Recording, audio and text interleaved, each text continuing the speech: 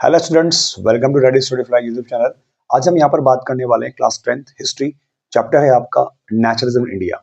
उसका टॉपिक है, स्टार्टिंग से हम लोग स्टार्ट कर रहे हैं फर्स्ट वर्ल्ड वॉर को लेकर।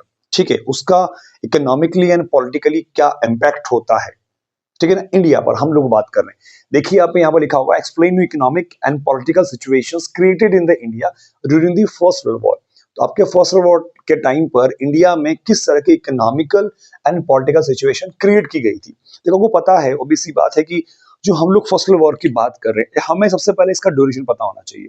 हम लोग समझेंगे टॉपिक को जो आपके एनसीईआरटी में मेंशन है, पर हमें पता होना चाहिए कि फर्स्ट वॉर 1914 से 1918 के ड्यूरेशन में फाइट किया गया। ठीक है, हम ज्यादा डीप नहीं जाएंगे फर्स्ट वर्ल्ड, क्योंकि हम लोग पढ़ रहे हैं इंडिया को लेकर यहाँ पर। तो ये जो वर्ल्ड वॉर है इस समय इंडिया के अंदर, आप पता है हम लोग जब फर्स्ट वर्ल्ड को पढ़ रहे हैं और इंडिया की इकोनॉमिकल एंड पॉलिटिकल सिचुएशन को पढ़ रहे हैं, तो इसका मतलब यह है कि इंडिया पर इसका इम्पैक्ट हो रहा है। तो इम्पैक्ट क्यों हो रहा है? क्योंकि उस समय हम लोग ब्रिटिशर्स की कॉलोनी हुआ करता था, मतलब ब्रिटिश जो सिस्टम था वो हम पे रूल कर रहा था। तो ऑब्वियस सी बात है, और वो लोग फर्स्ट वर्ल्ड वॉर में इन्वॉल्व थे, तो वो इन्वॉल्व होंगे। तो ऑब्वियस सी बात है, वो लोग अपने सारे एक्सपेंडिचर, सारे अपने खर्चे इंडिया से ही रिकवर करने वाले हैं। तो उसी को लेकर यहाँ पर ये टॉपिक दिया हुआ है ना। चैप्टर आपका ये इंडिया को लेकर है, गांधी जी और बहुत सारी चीजें आएगी आगे, पर स्टार्टिंग उन्होंने फर्स्ट वॉर को दे रखी है। क्लियर? तो हम लोग उसको लेकर बात करेंगे। तो ये फर्स्ट वॉर का ड्यूरेशन है ना। तो उस समय क्या चीजें यहाँ पर दे रखी है, उसका इंपैक्ट क्या होता है इंडिया पे, तो हम लोग देखते हैं। देखिए आप लोग एनसीईआरटी में जो चीजें मेंशन है, क्या है पहला पॉइंट समझिए आप लोग, क्वेश्चन आपके सामने है। मतलब फर्स्ट वर्ल्ड वॉर को लेकर इंडिया में जो इकोनॉमिक एंड पॉलिटिकल सिचुएशन होती है उसको लेकर दिया हुआ है। तो देखिए आप लोग यहाँ पर first point, the war had lead to the huge expenditure. सबसे पहली बात, बहुत सारा खर्चा करवाया। आपके ओबेसी बात है कि वॉर हो रहा है, तो छोटी मोटी लड़ाई तो है नहीं, कि ऐसा नहीं कि 1-2 करोड़ में हो जाएगा। आपके 500 करोड़ या आपके 1000 करोड़ काफी मैक्सिमम एक्सपेंडिचर होता है वॉर के अंदर, ठीक है ना। तो आपके वॉर हुआ तो बहुत सारा एक्सपेंडिचर हुआ। अब सोचो ये एक्सपेंडिचर का जो खर्चा है वो कैसे आएगा। ये पूरा एक्सपेंडिचर को उठाने के लिए हमने जो पैसा था वो कहां से लिया, देखा, which was financed by the heavy loans and increase in taxes. तो यहां पर आपके जो वॉर चल रहा है फर्स्ट वॉर, उसमें बहुत सारा खर्चा किया गया, ठीक है। और ये एक्सपेंडिचर को हमने बियर करने के लिए, उठाने के लिए सारा पैसा जो था वो हमने तो लोन लिया और हमने इंडिया में यहां पर टैक्सेस बढ़ा दिए। तो इन दो चीजों के बेस पर हमने इतना सारा एक्सपेंडिचर किया। ऑब्वियस सी बात है, ठीक है। ये हमने नहीं किया, ये कॉलोनियल सिस्टम कर रहा है, वो ब्रिटिशर्स कर रहे हैं, ठीक है। ये आप ध्यान रखिएगा यहाँ पर। क्लियर हुआ? सेकंड चीज, कस्टम ड्यूटीज वर रेज्ड। कस्टम ड्यूटीज को इंक्रीज कर दिया गया। पता है ना कस्टम ड्यूटीज क्या होता है? कस्टम ड्यूटीज, कस्टम ड्यूटीज वही है जो आपकी इंटरनेशनल ट्रेड में जो चीजें आती है, इंपोर्ट करने पर जो टैक्स लगता है, मतलब बॉर्डर क्रॉस करने पर जो टैक्सेस लगाया जा रहा है गुड्स पे, उसी को लेकर कहा जाता है। तो कस्टम ड्यूटीज थी, उनको इंक्रीज कर दिया गया। आगे क्या बोला जा रहा है? And income tax was introduce, और इनकम टैक्स को इंट्रोड्यूस किया गया उस समय, ठीक है ना। यहां पर ये चीजें हो रही है फर्स्ट वर्ल्ड वॉर को लेकर इंडिया में। इंडिया वॉर में इनडायरेक्टली इन्वॉल्व है ना, डायरेक्टली इन्वॉल्व नहीं है। ब्रिटिशर्स का कंट्रोल हम पे है, तो हम लोग ऑलरेडी वॉर में इन्वॉल्व हो चुके हैं, ठीक है। आप ये ध्यान रखिएगा यहाँ पर, ठीक है। तो custom duties were raised and income tax was introduce हो गया थ्रू द वॉर इयर्स। अब देखो जब वॉर चल रहा था, वॉर इयर्स कौन सा था? ये तो आपके 1914 से 18 के टाइम ड्यूरेशन की बात करते हैं। जो वॉर इयर्स था, जो गुड्स थी उस समय उनके प्राइस क्या हो गए? डबल हो गए। समझिएगा आप लोग, through the war years price increased, doubling between the 1913 से 18। 13 वॉर स्टार्ट हो रहा है, तो गवर्नमेंट का पहले से प्लान था कि हम लोग ये चीजें करें। वॉर स्टार्ट हो गया तो आपके चीजों, जो चीजें थी, जो गुड्स थे, जो मटेरियल थे, जो कमोडिटीज थी, जो सामान थे, जो आपके डेली यूज में आया करते थे, वो ऑलरेडी महंगे हो गए। ऑब्वियसली बात है, देखो महंगा होना कॉमन सी बात है। कैसे? क्योंकि जो फैक्ट्रीज में आपके गुड्स बन रहा है कॉमन लोगों के लिए, आम लोगों के लिए, वहां पर अब सारी जो गुड्स है वो वॉर रिलेटेड बनेगी, लड़ाई झगड़े से रिगार्डिंग बनेगी।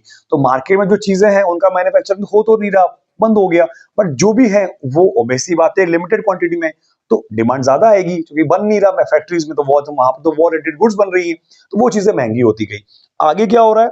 Leading to extreme hardship for the common, और जब प्राइस ज्यादा हो जाएगा, चीजों का जो प्राइस है वो जस्ट डबल हो जाएगा, है ना। ये चीज यहाँ पर लिखा हुआ है आपके, डबल हो रहा है, ठीक है ना। जितने भी गुड्स हैं ठीक है ना, गुड्स कमोडिटीज, वो सारी चीजों का जो प्राइस है वो क्या हो रहा है बच्चा, डबल हो रहा है।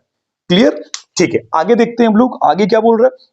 Crops had failed between 1918, 1919 and 1920 से 21। तो देखो सबसे बड़ी बात, यहां पर ये प्रॉब्लम तो चली ही रही, अब इस टाइम ड्यूरेशंस में आपकी और चीजें भी होना स्टार्ट हो गई। क्या चीजें हो रही है आपकी, यहाँ पर क्रॉप्स फेल हो गई। क्रॉप का फेलियर होना मतलब आपके बारिश नहीं हो रही है कुछ सर्टेन रीजंस की वजह से, जो आपकी जो क्रॉप्स हैं वो फेल हो गई। ठीक है ना, ईयर्स दिया हुआ है, आपकी ईयर्स क्या लिखा हुआ है, 1918, 1919, 1920 एंड 21। तो इस टाइम ड्यूरेशन पे आपके जो फसलें हैं वो खराब हो जाती है। ठीक है ना, अब फसलें खराब हो गई तो ऑब्वियसली बात है यहाँ पर क्या हो गया, फैमिन, सूखा पड़ गया, मतलब सूखे की वजह से फसलें खराब होती है। ठीक है, हो गया। और बहुत सारी डिसीजेस भी फैल रही है ना, इन्फ्लुएंजा एपिडेमिक में अभी आप पढ़ोगे आगे। तो मतलब हर तरफ से इस टाइम ड्यूरेशन में इंडिया के ऊपर बहुत सारी सोशल प्रॉब्लम भी आ रही है, इकोनॉमिक प्रॉब्लम के साथ साथ। ठीक है, वो चीजें हो रही है। क्लियर? वो आगे, there were epidemic killing between 12 to 13 million people. अब देखो इस टाइम क्रॉप फेलियर हो गया, सब कुछ हो गया, अब यहां पर क्या हो रहा है, यहां पर कुछ और चीजें भी हो रही है ना। ये आपके फर्स्ट वॉर के इंपैक्ट हम लोग देख रहे हैं। क्या लिखा हुआ बच्चा यहां पर, एपिडेमिक। ठीक है, एपिडेमिक्स हो रही है। ठीक है ना, एपिडेमिक्स आपके एक तरह से जो होती है महामारी, जो बहुत बड़े एरिया को कवर करती है वो है। तो यहाँ पर एपिडेमिक्स, बहुत सारी बीमारियां फैल रही है जो आपके 12 से 13 मिलियन लोगों को खत्म कर देती है।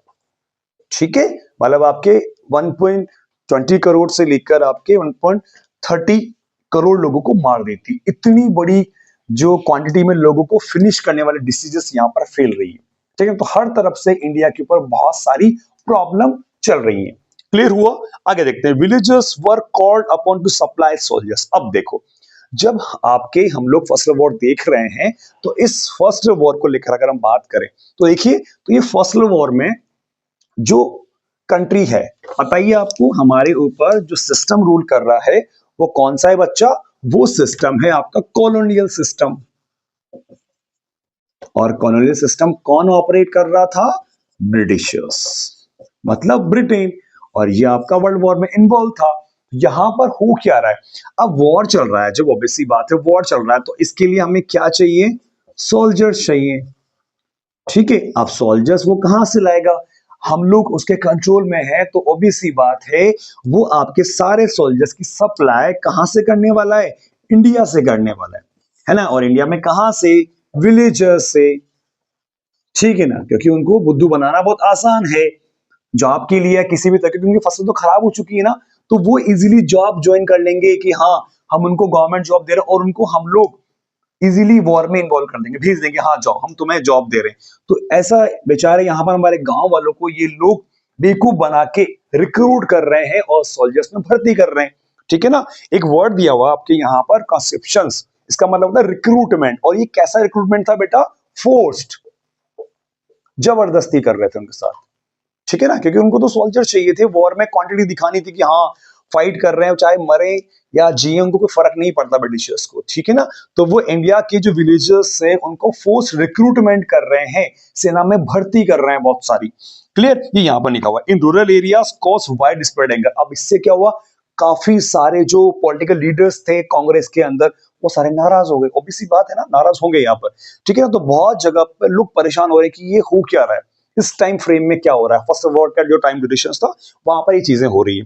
अगेन एक्सपर्ट देखो आप लोग, people hope that their hardship would end. को लगता था कि यार ये जितनी प्रॉब्लम चल रही है ना, ये खत्म हो जाएंगी। ठीक है ना, कब हो जाएंगी, after the war was over, जब वॉर खत्म होगा ना, सभी खत्म हो जाएगा। यार देखो सिंपल सी बात है, प्रॉब्लम्स आती हैं आपके साथ, आपकी लाइफ में बहुत दिक्कत आती है।